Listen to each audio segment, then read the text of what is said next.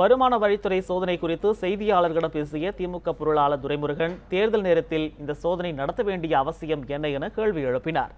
தன்னுடைய மகன் கதிரானந்தின் வெற்றி வாய்ப்பு பிரகாசமாக உள்ளதால் அதனை தடுத்து நிறுத்தி மன உளைச்சலை தர முயல்வதாகவும் குற்றம் சாட்டினார். களத்திலே தங்களை எதிர்க்க முடியாத மத்திய மாநில அரசுகளின் சூழ்ச்சி இது என குறை கூறிய துரைமுருகன் நேருக்கு நேர் எதிர்க்க முடியாமல் வருமான வரித்துறை அதிகாரிகளை ஏவி முதுகில் குத்துவதாக மத்திய பாஜக அரசு மீது குற்றம் சாட்டினார். இது போன்ற பூச்சாண்டி வேலைகளுக்கெல்லாம் ஒருபோதும் அஞ்ச மாட்டோம் என துரைமுருகன் தெரிவித்தார்.